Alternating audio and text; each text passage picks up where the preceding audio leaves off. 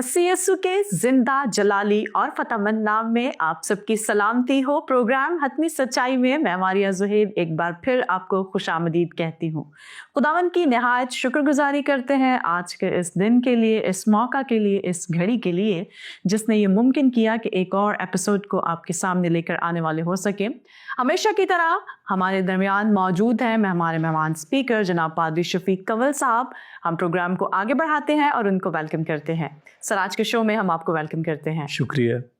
नाजरीन, आज जिस उन्वान पर हम बहस करेंगे, जिस पे गुफ्तगू करेंगे हमारे मेहमान स्पीकर, ये कोई रुमेल साहब हैं जिनके कुछ क्वेश्चन है जिसको आज अपने प्रोग्राम में हम शामिल करेंगे। आज का उन्वान है मसीह की कुर्बानी साबका तरीक पर क्यों नहीं हुई। सर, पहला सवाल रुमेल साहब का है जिसे मैं करना चाहती हूँ। लिखते हैं कि जैसे कुर्बानी के वक्त इब्राहीम को मेंढा मिला और मूसा फिरौन की बेटी को पानी से मिला जो कि शहजादा बना, तो सवाल ये है कि यस्सु की पैदाइश के लिए मुकद्दसा मरियम को ही क्यों चुना गया। जैसे इब्राहीम को मेंढा मिला और मूसा को जिसे शहजादा बनाया गया, तो इसी तरीके से यस्सु को क्यों ना दुनिया में लाया गया। बड़ा कॉम्प्लिकेटेड सवाल है ये। एक्चुअली सवालात का मजमुआ है, लेकिन हम कोशिश करते हैं। पहली बात ये कि जिस तरीके से इब्राहीम को मेंढा मिल गया था, जिस तरीके से पानी से फिरौन की बेटी को मूसा मिल गया था, तो ये ज़रूरी नहीं है कि सारी कहानियाँ इसी तरीक पर वो मक्खी पर मक्खी मारे, ये ज़रूरी नहीं। आपने वो एक अंग्रेज़ी की कहानी सुनी होगी कि दो सगे भाई होते हैं जो मेले में बिछड़ जाते हैं। अब आपको कई फिल्में ऐसी मिलेंगी कि दो सगे बहन भाई हैं, दो सगे भाई हैं, वो मेले में बिछड़ गए जी। अब ये कुछ ज़रूरी नहीं है कि हम हर कहानी में मेले में ही वो बिछड़ें और फिर वो बाद में किसी मौके पर मिल जाए। सही नहीं, हर कहानी का अपना मिजाज होता है, हर कहानी एक दूसरे से फ़र्क होती है।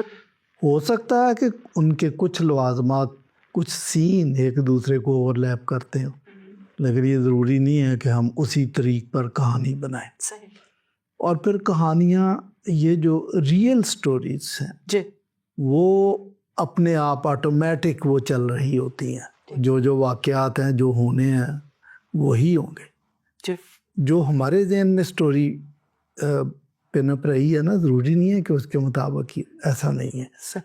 अच्छा, अब आ जाए कि मसीह यस्सु का इस तरीक पर क्यों नहीं हुआ। जिस तरह मूसा मिल गया था और जिस तरह मेंढा मिल गया था, तो इसी तरह मसीह भी किसी झाड़ी में मिल जाते, पड़े हुए थे, तो दो बहनें जा रही थी, सहेलियाँ थी, तो उनको एक बच्चा रोता हुआ मिल गया, तो अपनी अम्मी को बताया हम उठा लाए हैं जी इसको। ये ज़रूरी नहीं है। सही। मसीह की स्टोरी इलाही मंसूबे का एक हिस्सा। पहली बात तो ये आपको पता होना चाहिए जी। तो आप उस स्टोरी को पढ़ें। पूरी बाइबल के अंदर मिशन की एक कहानी है, और पैदाइश के पहले 11 अबवाब जो हैं उसमें सेटिंग ऑफ द स्टेज। आप जो ड्रामे करते हैं ना क्रिसमस पे, तो पहले सीन में एक शख्स आके तो सारा तारुफ करवाता है जी, इसमें 16 रोल होंगे, एक हीरो होगा, एक हीरोइन होगी, एक विलन होगा, तो फ़लाँ बंदा विलन का किरदार अदा करेगा, फ़लाँ हीरोइन होगी। ये सारा वो तारुफ करवाता है, और इस किस्म की कोई स्टोरी। ठीक।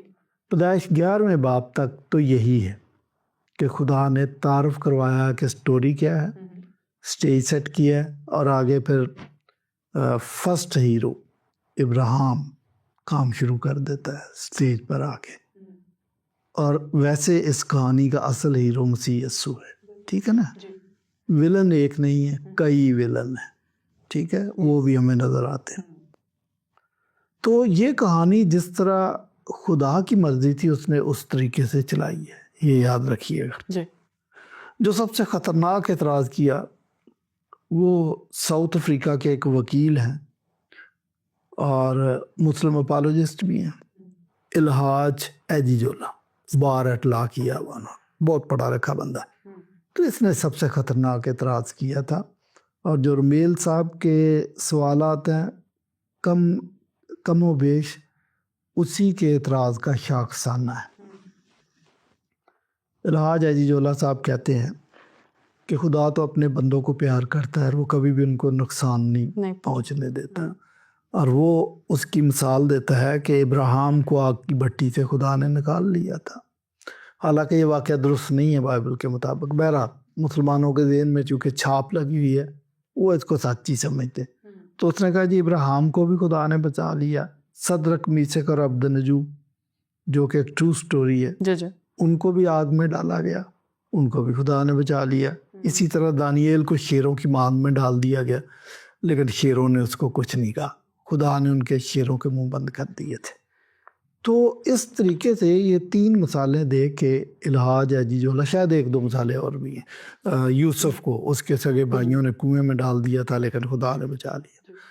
تو وہ کہتا ہے کہ خدا کا تو مزاج یہ ہے کہ وہ اپنے بندوں کو بچاتا ہے. یہ بات درست ہے, ہم اس کو تسلیم کرتے ہیں, لیکن آپ آدھی سچائی کو بیان کر رہے ہیں. بات یہ ہے کہ جن لوگوں کو خدا نے بچانا ہوتا ہے ان کو بچاتا. بالکل ٹھیک ہے نا جی. جی جی تو لیکن مسیح کے متعلق کہانی فرق ہے. مسیح کے متعلق خدا کا منصوبہ یہی تھا کہ اس کو صلیب پر چڑھنا. اس لیے مسیح یسوع نے آتے ہی یہ بات کہی کہ ضرور ہے کہ ابن آدم اونچے پر چڑھایا جائے گا, اور جب تک میں اونچے پر نہیں چڑھایا جاؤں گا آپ کو اوپر نہیں کھینچ سکتا. تو مسیح یسوع کو پتا تھا کہ صلیب پر چڑھایا جانا لازمی ہے. اس لیے کم از کم 16-17 جگہ مسیح یسوع نے کہا اس مقدس کو گرا دو, میں 3 دن میں کھڑا کر سکتا ہوں. اور مسیح یسوع گنہگاروں کے حوالے کیا جائے گا, وہ اسے قتل کریں گے, دفن کریں گے, وہ تیسرے دن جی اٹھے گا. 16-17 مرتبہ مسیح یسوع نے مختلف موقعوں پر اس بات کا پرچار کیا کہ مسیح یسوع گنہگاروں کے حوالے کیے جائیں گے, وہ اسے قتل کریں گے, صلیب دیں گے, وہ دفن ہوگا, تیسرے دن وہ مردوں میں سے جی اٹھیں گے. جی تو ایون پلاطوس کے سامنے جب یسوع مسیح کھڑے تھے تو اس نے کہا تو بولتا کیوں نہیں, بول, تجھے پتہ نہیں ہے کہ میں تجھے, میرے پاس یہ اختیار ہے کہ میں تجھے صلیب دے سکتا ہوں اور میں تجھے بچا بھی سکتا ہوں. تو مسیح یسوع نے ایک بڑی خوبصورت بات کی کہ اگر یہ اختیار تجھے اوپر سے نہ ہوتا تیری کیا ضرورت ہے, ورنہ مطلب تو مجھے اپنی عدالت میں کھڑا کرے ایسا تو ممکن نہیں ہے. لیکن یہ منصوبے کے مطابق ہے, چونکہ اس وجہ سے یہ سب ہو رہا. تو آپ دیکھیں کہ مسیح یسوع جب صلیب چڑھے ہیں تو اس واقعے کو آپ وہ جو دیگر واقعات ہم نے بیان کیے ان سے جوڑنا آپ کی غلطی ہے. وہاں مقصود یہ تھا کہ ان کو بچایا جائے, یہاں مقصود ہے کہ کسی اور کو بچایا جائے. وہ گناہ گار ہیں جن کو بچانا مقصود تھا, جن کے لیے کفارہ دینا لازمی تھا. اور کفارہ چونکہ مسیح کی ذات ہی دے سکتی تھی اور کو دے نہیں سکتا تھا, اس لیے یہی لازم تھا کہ یہ کہانی اسی طریقے سے چلے گی, اور وہ چلی. اور یہی وجہ ہے کہ مسیح نے کہا میں تو چاہوں تو میں 12 تمن فرشتے ادھر حاصل کر سکتا ہوں, لیکن آپ کو پتہ نہیں ہے کہ یہ کہانی اسی طریقے سے ہے. میرا صلیب پر چڑھنا, کفارہ دینا بنی نوع انسان کی نجات کے لیے لازم. ٹھیک ہے نا جی. تو یہ وجہ تھی. میں ایک شعر سنا دیتا ہوں, شاید اس سے بات اور کلیئر ہو جائے کہ یوں تو ہم آگاہ تھے صیاد کی تدبیر سے, ہم اسیر دام گل اپنی خوشی سے ہو گئے. ہمیں پتہ تھا کہ ہمارے گرد جال بنا جا رہا ہے, لیکن بھائی اپنی مرضی سے, چونکہ کفارے کے لیے جان دینا لازمی تھی, اس لیے ہم نے اپنی مرضی سے جان دی ہے. ایک اور شاعر ہے پرویز عمر, ابھی وہ خداوند کے پاس چلے گئے ہیں, وہ کہتا ہے کہ امر حیات کی آغوش میں پہنچنے تک صلیب و دار کے بھی مرحلے ضروری ہیں. تو وہ ضروری تھا بھائی, یہ ساری بات. اب آ جاتے ہیں آپ کے سوال کی طرف کہ مسیح کو سابقہ طریق پر کیوں نہ بھیجا گیا اس دنیا میں, اچانک سے کیوں مہیا کر دیا. پہلی بات تو یہ اچانک نہیں ہے اور سابقہ طریق پر بھی نہیں ہے. مسیح کی کہانی کو سمجھنے کی کوشش کریں. میں اس کو کوہ حورب کے واقعے سے شروع کرتا ہوں کہ کوہ حورب پہ بنی اسرائیل موسیٰ سے کہتے ہیں کہ ہم خدا کو دیکھنا چاہتے ہیں. یہ جو خدا کو دیکھنے والی کہانی ہے نا, یہ کوئی یہ پہلا واقعہ نہیں ہے اور نہ یہ آخری واقعہ. مسیح یسوع کے دور میں بھی شاگردوں نے بھی یہ سوال پوچھ لیا کہ ہم باپ کو دیکھنا چاہتے ہیں, آپ کی زبان مبارک سے باپ کا خدا کا ذکر بہت ہے تو ہمیں دکھا کیوں نہیں دیتے، ہے نا؟ اور جب 600 سال کے بعد اسلام آیا ہے تو رسول اسلام سے بھی وہاں کے لوگوں نے یہ تقاضا کیا کہ ہم اللہ کو یا فرشتے کو دیکھنا چاہتے ہیں، یہ مطالبہ انہوں نے ادھر بھی کر دیا۔ علامہ اقبال کی اگر آپ شاعری پڑھیں تو وہ کہتے ہیں کہ یہ جنت مبارک رہے زاہدوں کو کہ میں آپ کا سامنا چاہتا ہوں، کہ مجھے جنت نہیں چاہیے، یہ آپ مولویوں وغیرہ کو دے دیں، ان کو بڑا شوق ہے، میں صرف یہ چاہتا ہوں کہ خدا میرے آمنے سامنے۔ ایک اور شعر بڑا مشہور ہوا کہ کبھی اے حقیقت منتظر نظر آ لباس مجاز میں، کہ ہزاروں سجدے تڑپ رہے ہیں میری جبین نیاز میں، کہ خدا اگر جسم لے کر سامنے آ جائے تو میرے ماتھے پہ بڑے سجدے ہیں، میں چاہتا ہوں کہ وہ سجدے کروں، کاش کے نظر آ جائے۔ تو یہ انسان کی دیرینہ خواہش تھی، لیکن یہ خواہش پوری ہوتی نظر نہیں آئی۔ ایک ہی واقعہ ہے کہ مسیح یسوع چونکہ خدا تھا انسان بن کے آ گیا، تو اس نے کہا میں اتنی دیر سے تمہارے ساتھ ہوں، تم نے مجھے نہیں دیکھا، واپس چلتے ہیں، کوئی حورب پہ کیا ہوا تھا۔ جب موسیٰ کو یہ کہا کہ ہم خدا کو دیکھنا چاہتے ہیں، تو وہ میں سارا واقعہ نہیں بیان کروں گا، وہ جب خدا کا جلال، اس کی تجلی نظر آئی تو پہاڑ کانپنے لگا، دھواں اٹھ رہا تھا، اور ایسی ڈراؤنی آواز ان کو آئی کہ وہ خوف زدہ ہو گئے۔ تو انہوں نے موسیٰ سے کہا کہ سوری، ہم نے یہ ڈیمانڈ کر دی تھی، لیکن ہم آپ کی منت کرتے ہیں کہ آئندہ کو خدا کبھی براہ راست ہم سے کلام نہ کرے، بلکہ کسی میڈیٹر کے ذریعے، کسی انسان کے ذریعے بات کرے تو زیادہ بہتر ہے۔ یہ بڑا امپورٹنٹ ایونٹ ہے، کیونکہ اس ایونٹ کو جب تک لوگ نہیں سمجھتے وہ بہت ساری مس انڈرسٹینڈنگ اپنے سینے میں پال لیتے ہیں۔ استثناء 18ویں باب میں یہ کہا گیا کہ میں کوہ حورب پہ جو آپ نے مطالبہ کیا تھا، جو واقعہ پیش آیا تھا، اس کی روشنی کے اندر، اسی کانٹیکسٹ کے اندر اب ایک شخص بھیجوں گا نبی کی صورت میں، تمہارے بھائیوں میں سے تمہاری مانند، مطلب انسانی شکل میں بھیجوں گا۔ اب مجھے یہ بتایا کہ نبی تو ہوتے ہی انسان ہے، تو یہ کہنے کی کیا ضرورت تھی؟ خدا اس لیے کہہ رہا تھا کہ پہلے میں آ گیا تھا بنفس نفیس، وہ تم سے برداشت نہیں ہوا، ہے نا جی، اور آپ نے درخواست دی کہ ہم تو مارے جائیں گے، تو اب میں اس کا کوئی حل نکالوں گا۔ حل یہ نکالا کہ خدا مجسم ہو کے انسانی شکل میں آئے گا۔ اس ٹیکسٹ کے اندر یہ والی بات ہے جو لوگوں کو سمجھ نہیں آتی۔ آگے چل کے یسایہ 35 باب میں بڑا کلیئر ہے کہ اس وقت میں خود آؤں گا، اور جب میں آؤں گا تو کیا کیا ہوگا کہ اندھوں کی آنکھیں وا کی جائے گی، لنگڑے ہرن کی مانند چوکڑیاں بھریں گے نا، گنگے کی زبان نغمے گائے گی۔ بڑی خوبصورت تفصیلات، اور بھی 2-3 باتیں لکھی ہوئی ہیں، تو اس سے پتہ چل جائے گا کہ خدا زمین پہ آ گیا ہے جی۔ اور پھر آپ دیکھیں یوحنا نے جب پوچھا کہ آنے والا تو ہی ہے یا ہم کسی اور کی راہ دیکھیں، تو مسیح نے یہی جواب دیا تھا، یسایہ 35 کے تناظر میں جواب دیا تھا کہ جب اس کو جا کے بتا دو، ہے نا۔ اور جب اس کو بتایا، اس کو سمجھ آ گئی کہ یہ تو خدا زمین پہ آ گیا ہوا۔ تو یہ خدا کا اس شکل میں آنا ضروری تھا کہ اس معاملے سے بھی نپٹا جائے کہ انسان کا خوف دور ہو جائے۔ یہ انسانی شکل میں آئے، یہ اس سے بات چیت کرے، وہ جو خوف ہے وہ نکل جائے۔ میں مسیح کو سب سے بڑا مشنری کہتا ہوں، کیونکہ مشنری کی ڈیمانڈ یہ ہے کہ وہ دوسرے خطے میں جاتا ہے تو پہلی بات کہ وہ ان کا لباس پہنے، دوسری بات ان کی لینگویج بولے، تیسری بات کہ ان کے کلچر کو اڈاپٹ کر لے، چوتھی بات کہ ان کی خوراک بھی کھائے جو وہ کھا رہے۔ اس سے ان لوگوں کو احساس ہوتا ہے کہ یہ بندہ کوئی اجنبی نہیں ہے، یہ کوئی ہمارا ہی بندہ ہے جو ہماری بولی بولتا ہے، تو وہ اس سے وہ خوف ختم ہو جاتا ہے۔ انگریزی میں اس کے لیے زینوفوبیا کا لفظ ہے کہ جب آپ کسی اجنبی معاشرے میں جاتے ہیں اور آپ کا لباس، آپ کی لینگویج، سب کچھ فرق ہے، تو قدرتی طور پر ایک فاصلہ آ جاتا ہے۔ مسیح جب آیا تھا تو اس کا اور انسانوں کا وہ فاصلہ نہیں تھا، وہ ان کی لینگویج بول رہا تھا، لباس وہی پہنا ہوا تھا، کلچر وہی تھا، 8ویں دن اس کا ختنہ ہوا، وہ سارے پروسیس سے گزرا تھا. ان کو احساس بھی نہیں ہوا، انہوں نے کہا یہ یوسف کا بیٹا نہیں ہے بھائی، اس کی بہنیں نہیں ہیں ادھر.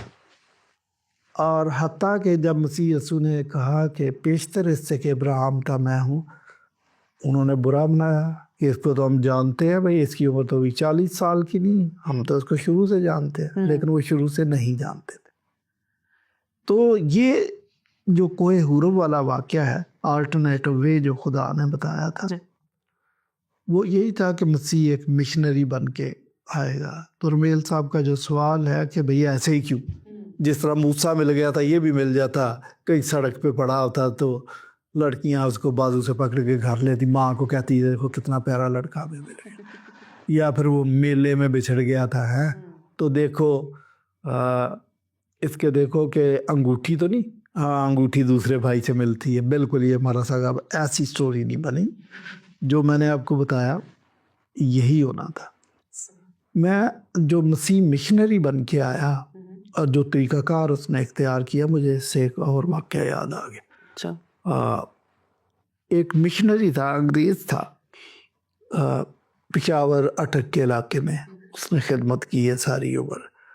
تو وہ جو مشنری تھا ڈاکٹر پینل، ڈاکٹر بھی تھا، وہ اپنا ایک واقعہ بیان کرتا ہے کہ تھا تو وہ گورا، لیکن اس نے پشتو اس طریقے سے سیکھ لی تھی کہ آپ اس کو بولتے ہوئے کچھ سنیں تو آپ اندازہ نہیں کر سکتے کہ یہ پٹھان ہے، انگریز. اور وہ پھر پٹھان والا لباس پہنتا تھا، اوپر واسکٹ بھی پہنتا تھا، وہی ٹربن ان کی جو پہنی ہوئی تھی بالکل وہی پہنتا تھا. وہ ٹرین میں جا رہا تھا تو جس ڈبے میں بیٹھا ہوا تھا، تھوڑی دیر کے بعد وہاں پر ایک پٹھان، اس کی بیوی اور بیٹی، تینوں آ کے تو سامنے بیٹھ گئے. تھوڑی دیر کے لیے وہ ایک دوسرے کے لیے اجنبی تھے، لیکن پھر جب سفر لمبا تھا تو گفتگو شروع کر دی. گفتگو ساری پشتوں میں ہو رہی تھی. تو کوئی گھنٹے بعد یا آدھے پونے گھنٹے کے بعد اس پٹھان نے اپنی بیوی اور بیٹی کو کہا کہ پردہ ہٹا دو، یہ تو اپنا ہی بھائی ہے تو اس سے کیا پردہ کرنا. تو بڑی دیر کے بعد انہوں نے کھایا پیا بھی اکٹھے. تو وہ ڈاکٹر پینل کہتا ہے میرے ذہن میں آئی. تو اس نے اس سے پوچھا پٹھان سے کہ بھائی آپ نے کیسے پہچان لیا کہ میں پٹھان اور مجھے پشتو آتی ہے. اس نے کہا میں اتنا بیوقوف ہوں کہ اپنے پٹھان بھائی کو نہیں پہچان سکتا. مسیح یسوع جب آئے تو مشنری ہونے کا زبردست مظاہرہ انہوں نے کیا. کسی کو شک نہیں ہوا کہ یہ تو خدا ہے، یہ تو آسمانی شخصیت ہے اور زمین پر آ گیا ہوا. نیور، کسی نے نہیں اس کو پہچانا.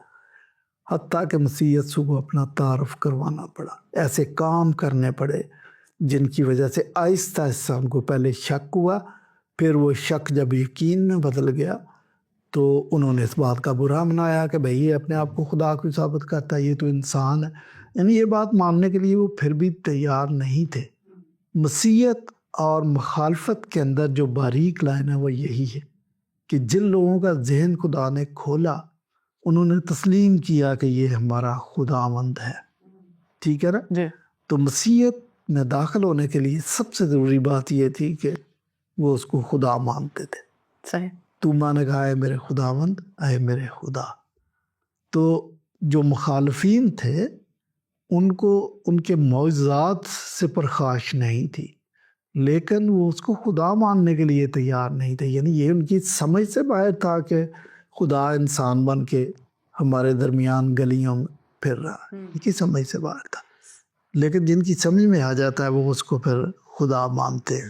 تو یہی بات ہے. تو آپ کا جو سوال تھا کہ بھئی مسیح گلی میں پڑا ہوا کیوں نہیں مل گیا جس طریقے سے صاحب کا واقعہ تھا، تو یہ ایسے نہیں ہو سکتا تھا.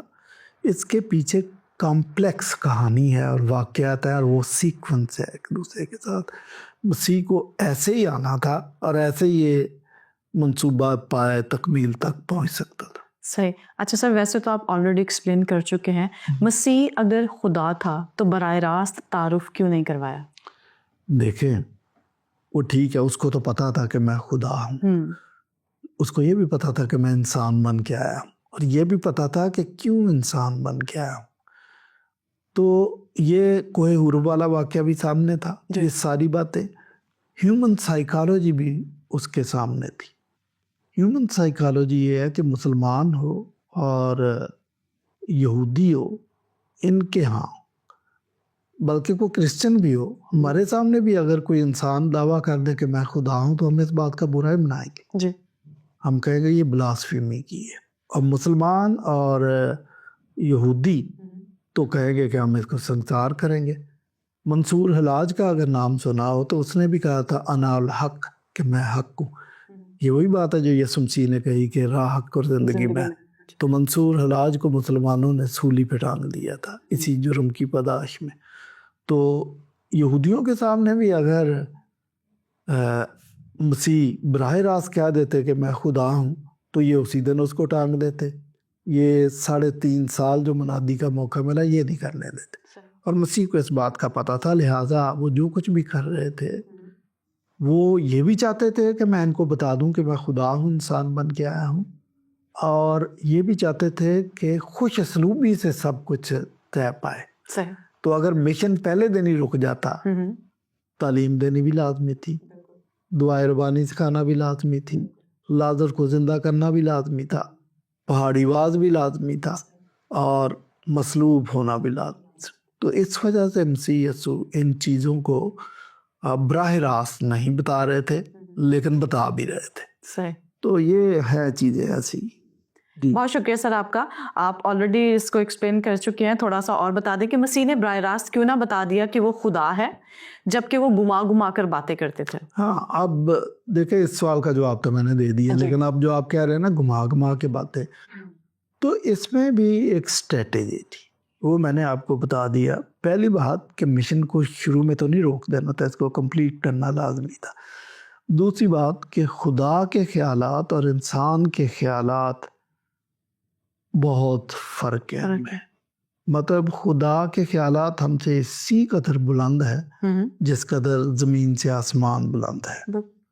تو ان کو کہیں کسی پوائنٹ پہ سنکرونائز کرنا، ملانا کہ ایک دوسرے کی بات سمجھی جا سکے. دیکھیں میں 2-3 باتیں آپ کو بتاتا ہوں. جی. پولوس کہتا ہے کہ جو باتیں نہ آنکھوں نے دیکھی نہ کانوں نے سنی خدا نے اپنے بندوں پر ظاہر کر. اس کا مطلب خدا کی کچھ چیزیں، آسمان کی کچھ چیزیں ایسی ہیں جو ہمارے خیالات سے بہت بلند اور بہت فرق ہے. مسیح نے بھی کہا کہ ابھی میں تمہیں وہ باتیں نہیں بتاتا جو آسمان کی ہیں. اس کو پتہ تھا کہ ان کا ذہنی سٹینڈرڈ اتنا نہیں. ایک اور بات سن لیں کہ مسیح یسوع جب اپنی ڈیوینٹی کے متعلق بتا رہے تھے تو ان کی بہت زیادہ اپوزیشن ہوئی، اور مسیح کو پتہ تھا کہ یہ باپ کو مانتے ہیں، اور اگر میں کہوں کہ باپ کی طرح ایک اور شخصیت بھی ہے جو ڈیوائن ہے، یعنی بیٹا، تو وہاں پہ مخالفت بڑی ہوئی. اور اسی وقت اسی مخالفت کے عین بیچ میں وہ کہہ دیتے کہ ابھی تو ایک تیسری شخصیت ہے، وہ ہے روح القدس. اس لیے یک وقت مسیح نے دونوں کی بات نہیں کی. اس نے کہا روح القدس بعد میں آئے گا اور وہ تمہیں تمام سچائی کی راہ بتا دے گا. اس کو پتہ تھا کہ یک وقت میں نے بتایا تو یہ دیر سنسار کر دیں گا مجھے کہ آپ یہ باتیں کر کیسی رہے. ہمیں بعض اوقات غصہ آتا ہے کہ یہودی ایسے کیوں کر رہے تھے، لیکن آپ خوش قسمت ہیں کہ آپ 21ویں صدی میں رہ رہے ہیں. اگر آپ اس صدی میں ہوتے تو آپ بھی وہی حرکتیں کرتے جو یہودی کر رہے تھے. ہم بھی پتھر اٹھا لیتے. ہو سکتا ہے کہ سب سے پہلا پتھر ہمارے ہاتھ میں ہوتا، کیونکہ دماغ ذہنی لیول اس وقت کے مطابق ہوتا. اچھا، خدا کی ذات پر ٹائم اور سپیس کا اطلاق نہیں ہے. ٹائم اور سپیس کا اطلاق ان مخلوقات پر ہوتا ہے جو چاند، سورج اور زمین کی حرکات کے زیر اثر یا اس دائرے میں رہتے. جو اس سے باہر رہتے ان پر ٹائم کا اطلاق نہیں. اسی لیے خدا کہتا ہے کہ اس کی نظر میں ایک دن 1000 سال کے برابر ہے.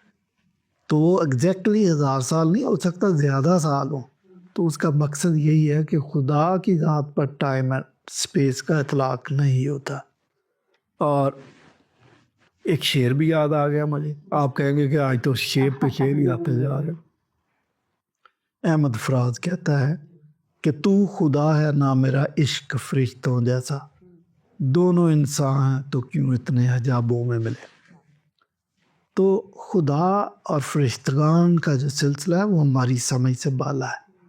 اگرچہ خدا نے سمجھانے کی کوشش کی ہے اور ہم سمجھنے کی کوشش کر رہے ہیں، لیکن اگر ہم یہ کہیں کہ کوئی کیپسول ہے جو ہمیں ایک ہی دن میں، ایک لمحے میں ہمارے اندر داخل کر دیا جائے اور سب کچھ ہمیں آ جائے، ایسا ممکن نہیں. تو آپ کا جو سوال ہے کہ خدا نے، مسیح نے براہ راست کیوں نہیں آتے بتا دیا، تو کوئی ایسا کیپسول نہیں ہے کہ جو ہمیں انجیکٹ کر دیا جائے. دوائی نہیں ہے کہ وہ انجیکٹ کیا اور چشم زدن میں ہمیں خدا کی ساری باتیں سمجھ آ جائیں. اس لیے مسیح اس اسٹریٹجی کو استعمال کر رہے تھے. اب دیکھیں کہ یہودیوں کو پتہ تھا کہ یہ خدائی دعوے کر رہا ہے، اور یہودیوں کو یہ بھی پتہ تھا کہ کوئی انسان خدائی دعویٰ کرے تو اس کی سزا، انہیں اجازت ہے وہ کریں گے، اس کو سنگسار کر دیں گے. لیکن وہ مسیح ان کو پکڑا ہی نہیں دے رہے. اب دیکھیں وہ سارے کام کر رہے تھے جس سے پتہ چلتا تھا کہ یہ تو خدا ہی کر سکتا ہے، لیکن ایسی سٹیٹمنٹ نہیں جاری کر رہے تھے جس سے وہ اس کو پکڑ سکیں. کلیئرلی نہیں بتا رہے تھے. لیکن آخری ہفتے میں انہوں نے کلیئرلی بھی بتا دیا تھا. آپ دیکھیں کہ جب سردار کاہن نے اپنا مقدس لباس پھاڑا اور اس نے کہا اب مجھے گواہوں کی بھی ضرورت نہیں، تو اس کا مقصد یہ تھا اب اس کو ٹانگ دو، اب ہمیں کوئی اور ضرورت نہیں ہے، اتمام حجت ہو گیا، یہ شخص بلاسفیمی کا مرتکب ہے. وہ تو یہی سمجھ رہے تھے. تو یہ کہنا کہ مسیح کو اس طرح کیوں کر رہے تھے، پھٹا کہ پہلے دن ہی بتاتے تو سارا کام جلدی جلدی ہو جاتا، نہیں، کام اپنے طریقے سے ہی ہونا ہوتا ہے. ٹھیک ہے. تو مسیح اسی وجہ سے کوئی اسٹریٹجی تھی یا کچھ مصلحت تھی جس کی وجہ سے وہ اس طریقے سے بتا رہے تھے کہ یعنی آہستہ آہستہ، اور پھر ایک وقت آیا کہ بتا بھی نہیں. بہت شکریہ سر آپ کا. خداوند آپ کو اسی طرح سے اپنے جلال کے لیے استعمال کرتا رہے اور آپ مسیح میں بڑھتے رہیں. اسی کے ساتھ ناظرین ہم آپ کے بھی شکر گزار ہیں. میں امید کرتی ہوں کہ آج کے پورے پروگرام کو آپ نے غور سے دیکھا ہوگا اور سنا ہوگا. سو جانے سے پہلے وہی ایک بات، سچائی کو کھوجیں، سچائی کو جانیں. سچائی اگر سمجھ آ جائے تو اسے قبول کرنے کا حوصلہ پائیں. اجازت دیجیے، پھر آپ سے ملاقات ہوگی. دیکھتے رہیے پروگرام حتمی سچائی.